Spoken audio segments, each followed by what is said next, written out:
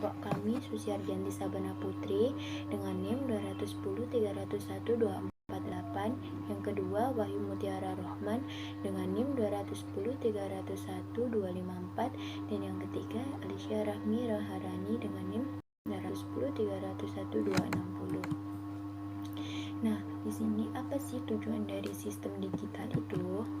Tujuan dari sistem digital yaitu untuk menjelaskan bagaimana mengikuti teknik mapan untuk analisis dan desain. Contohnya seperti diagram aliran data, diagram aliran informasi, dan diagram kapal hubungan entitas. Ada 3 pendekatan yang sering digunakan untuk penetapan hierarkis. Yang pertama, proses dan subproses penyusunannya. Yang kedua, ketergantungan antar proses. Yang ketiga, masukan sumber daya yang dibutuhkan oleh proses dan keluaran. Yang selanjutnya, proses pemetaan. Apa sih proses pemetaan itu? Perlu dilakukannya proses terjadinya organisasi dan siapa yang bertanggung jawab untuk itu. Ini dikenal dengan pemetaan proses. Selanjutnya yaitu Badan Standar Industri atau yang disebut WFMC pada tahun 1996 menjelaskan berbagai elemen proses. Yang pertama yaitu proses bisnis. Proses bisnis di sini yaitu serangkaian satu atau lebih prosedur atau aktivitas terkait yang secara kolektif mewujudkan tujuan bisnis atau sasaran kebijakan. Biasanya dalam konteks struktur organisasi yang mendefinisikan peran dan hubungan fungsional. Yang kedua yaitu aktivitas. Aktivitas adalah uraian tentang suatu karya yang membentuk satu langkah logis dalam suatu proses. Yang ketiga yaitu benda kerja. Benda kerja di sini yaitu representasi pekerjaan yang akan diproses oleh peserta alur kerja dalam konteks aktivitas dalam instance proses. Apa itu ketergantungan proses? Ketergantungan proses adalah bagian inti dari menganalisis dan merevisi alur kerja organisasi sebagai bagian dari manajemen alur kerja atau yang disebut WFM. Ketergantungan proses meringkas urutan di mana aktivitas terjadi sesuai dengan aturan bisnis yang mengatur proses. Diagram aliran dan diagram alir banyak yang digunakan sebagai teknik diagram untuk menunjukkan ketergantungan proses. Perangkat lunak kerja menyediakan fungsi untuk yang pertama, menetapkan tugas kepada orang, yang kedua, mengingatkan orang tentang tugas mereka yang merupakan bagian dari antrean alur kerja, yang ketiga, memungkinkan kolaborasi antara orang yang berbagi tugas, yang keempat, mengambil informasi yang diperlukan untuk menyelesaikan tugas seperti detail pribadi pelanggan, dan yang terakhir, memberikan ikhtisar bagi manajer tentang status setiap tugas dan kinerja tim. Aplikasi alur bisnis digital mencakup yang pertama alur kerja administrasi. Tugas administrasi internal seperti mengelola pesanan pembelian untuk pengadaan dan pemesanan liburan dan pelatihan. Yang kedua yaitu alur kerja produksi. Alur kerja menghadap pelanggan atau menghadapi pemasok seperti bisnis data dukungan pelanggan berbasis intranet atau extranet dan sistem manajemen stok yang terintegrasi dengan sistem pemasok. Alur kerja administrasi ini dibagi menjadi 4. Yang pertama adalah bagan proses aliran, yang kedua adalah analisis durasi upaya, yang ketiga diagram jaringan, dan yang terakhir model rantai proses yang digerakkan atau yang disebut EPC. Bagan proses aliran ini menunjukkan operasi utama yang dilakukan oleh pengguna saat bekerja menggunakan perangkat lunak alur kerja. Analisis durasi upaya adalah alat analisis yang dapat digunakan untuk menghitung efisiensi keseluruhan suatu proses ketika kita telah melakukan analisis terperinci. Diagram jaringan atau yang disebut diagram aliran data dan diagram aliran proses dapat memberikan indikasi yang baik tentang urutan di mana aktivitas dan tugas terjadi. Mereka sering tidak memberikan definisi formal yang cukup ketat tentang urutan proses yang diperlukan untuk input ke dalam bisnis digital, alur kerja, atau ERP. Model rantai proses yang digerakkan oleh peristiwa atau yang disebut EPC, yaitu salah satu metode yang paling banyak digunakan untuk mendeskripsikan peristiwa dan proses bisnis, adalah metode rantai proses berbasis peristiwa.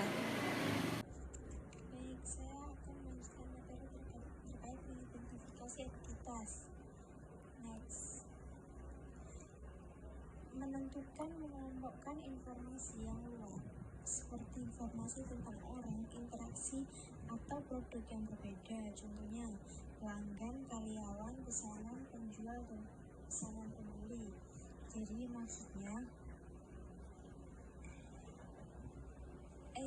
entitas pelanggan sendiri menggambarkan atribut pemilik karakter seperti dari setiap nama, intens, nomor telepon, dan tanggal atau alamat. Hubungan antar entitas memerlukan identifikasi bidang mana yang digunakan untuk menggunakan tabel atau nama tabel. Misalnya, untuk setiap pesanan yang dilakukan pelanggan, kita perlu mengetahui pelanggan mana yang telah melakukan pemesanan dan produk apa yang telah mereka pesan. Bidang yang digunakan untuk menghubungkan tabel disebut sebagai bidang kunci.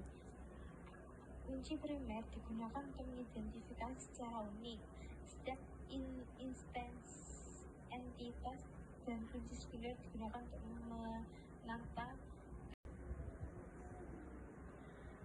Adapun part C, big data, yang pertama ada volume.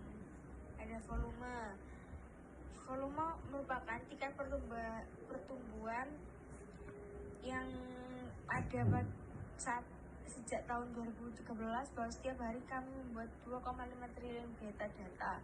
Tingkat pertumbuhan ini berarti bahwa 90% data di dunia saat ini telah dibuat hanya dalam 2 tahun terakhir. Sebagai perbandingan, semua lautan bumi mengandung 352 triliun galon air.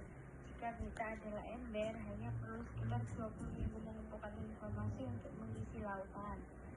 Yang kedua, terkait variasi. Variasi yang biasanya menggunakan format data dari terstruktur dan tidak terstruktur, seperti teks, data sensor, audio, video, aliran flip-flop, dan lainnya. Wawasan baru ditemukan saat menganalisis tipe data ini bersama-sama. 3. Kecepatan. Velocity mengacu pada eksploitasi data secara real time. Misalnya, menangkap penipuan online mengharuskan data harus ditinjau dengan cepat untuk mendeteksi masalah.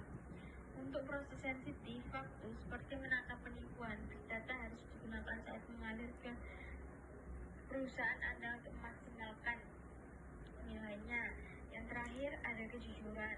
Perusahaan harus dapat mempercayai informasi yang digunakan untuk membuat keputusan dalam hal sumber akurasi dan relevan.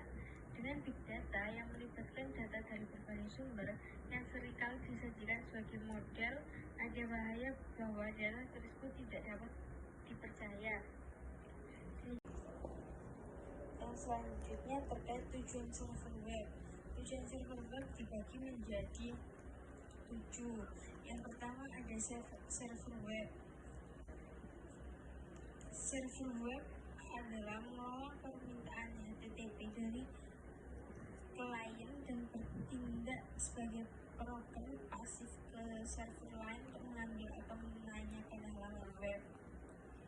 Yang kedua adalah server pedagang. Server pedagang ini adalah lokasi utama dari logika aplikasi dan mengintegrasikan keseluruhannya aplikasi dengan membuat permintaan ke komponen server lainnya. Yang ketiga ada server personalisasi yang menyediakan konten yang disesuaikan dalam menjadi bagian dari server perdagangan kegunaan. Yang keempat server perdagangan pembayaran atau mengelola sistem pembayaran dan mengamankan transaksi. Yang kelima server katalog atau server manajemen dokumen yang digunakan untuk menampilkan informasi detail produk dan spesifikasi teknis agar seseorang bisa membacanya terlebih dahulu. Yang keenam server CRM atau menyimpan informasi tentang semua kontak pelanggan. Yang terakhir ada server IRM yang diwajibkan untuk informasi ketersediaan stok dan harga dari customer. Perlu diakses untuk pemrosesan dan riwayat pesanan penjual dan logistik